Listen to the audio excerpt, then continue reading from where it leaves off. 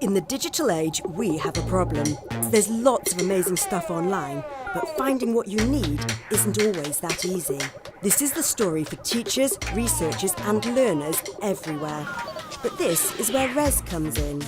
The Research and Education Space, a partnership between the BBC, JISC and the BUFVC, brings together a wealth of archive collections from all across the UK, making them more usable and accessible. At various stages through the 20th century, technologies transformed the way that the public could access information to inform, to educate and entertain. Now digital technologies, I think, can transform the way that we see the past as well as represent ourselves in future. We are now living in a time of increasing digital assets, and this is a new thing. This is fairly recent history for us, and nobody before has joined the dots between those different digital assets. Nobody has actually made the links and made those connections. We think RES is pretty clever.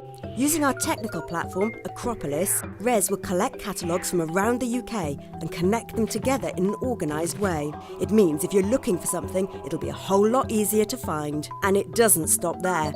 RES will also let you integrate these rich resources into your teaching, learning and research.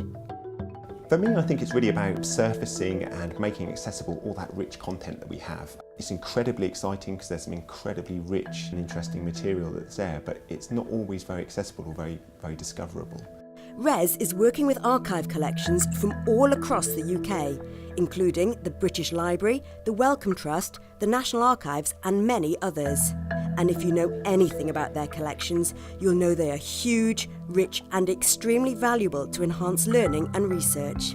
And our technology is already connecting universities in Britain to the BBC's vast archive. Part of that early pilot was to release 800,000 programmes, I think, through the Redux platform onto the box of broadcasts, meaning that we can now access an unprecedented amount of material from our archive. I think RES as a platform is an opportunity for us to enable anyone to exploit that platform to its full potential. Doing things with RES that we haven't thought of, that nobody else has thought of.